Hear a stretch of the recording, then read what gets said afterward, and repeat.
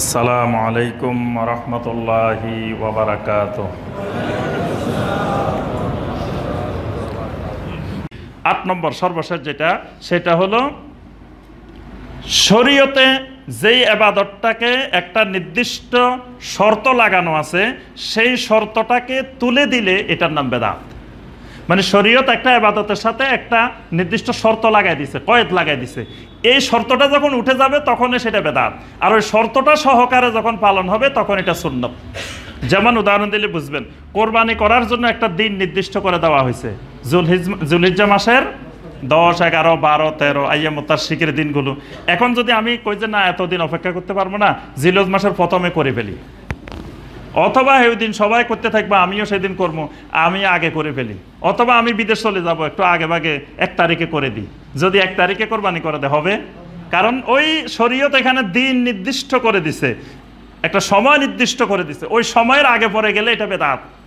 হজ হইল যুলহিজ্জা মাসের 9 তারিখ, কেউ যদি আগের দিন 8 তারিখে করে ফেলায় বা 10 তারিখে করে, তখন এটা সুন্নত থাকবে না, এটা হয়ে যাবে বেদাত।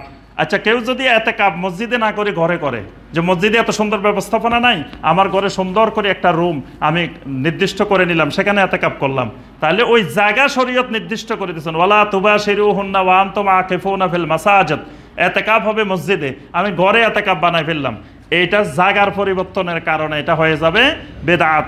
তারপরে আপনার কোরবানির পশু নির্দিষ্ট, আমি যদি বলি যে না এখন শুনেন খাসি মুরগি বাইরেছে, খাসি তারপরে টার্কি মুরগি বাইরেছে, কত মুরগি বাইরেছে না, আমি এরকম মুরগি 100 কিনে কোরবানি করে দিলাম, কোরবানি হবে?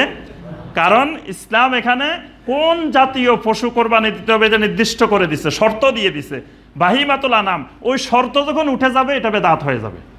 তারপরে আপনার পরিমাণ নির্দিষ্ট করা, যেমন মাগরিবের সালাত 3 রাকাত নির্দিষ্ট করা, আমি যদি 4 রাকাত বানাই বেদাত হয়ে যাবে। জুমা 2 রাকাত, এখানে পরিমাণ নির্দিষ্ট করা, আমি যদি 4 রাকাত করি তখন এটা বেদাত হয়ে যাবে।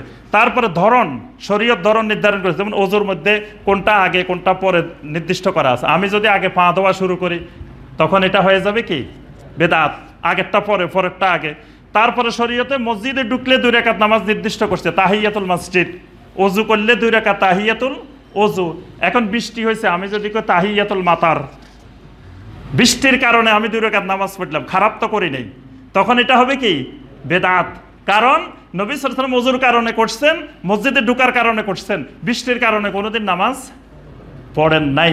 যখন আমি বানাইলাম যে বৃষ্টির কারণে যেহেতু মসজিদ ওযুর কারণে করা যায়, তারপরে মসজিদে ঢুকলে করা যায়, বৃষ্টিও তো আল্লাহর রহমত, আল্লাহর রহমত নাজিল হয়েছে, আমি শুকরিয়া স্বরূপ 2 রাকাত তাহিয়াতুল মাতার আদায় করে নিলাম, তখন এটা হয়ে যাবে কি বেদাত। অর্থাৎ এই নীতিমালা হলো শরীয়ত যেখানে নির্দিষ্ট শর্ত দিয়ে দিছেন, ওই শর্তকে তুলে ফেললে, শর্ত যখন লঙ্ঘন হবে এটা হয়ে যাবে বেদাত। আল্লাহ রাব্বুল আলামিন আমাদের সবাইকে বেদাত এবং সুন্নতকে স্পষ্টভাবে আলাদা করার এবং সুন্নতের উপরে কায়েম থাকার, বেদাত থেকে মুক্ত থাকার তৌফিক দান করুন। সম্মানিত ভাইয়েরা, আপনারা জানেন আমরা গত শুক্রবারে এই মসজিদে আমাদের বইয়ের আমরা উদ্বোধন করেছিলাম, অনেকে তাফসিরে আসেন নাই। তো আলহামদুলিল্লাহ আমাদের প্রথম বই ইমানের 3 মূলনীতি, এই বইটা প্রকাশিত হয়েছে।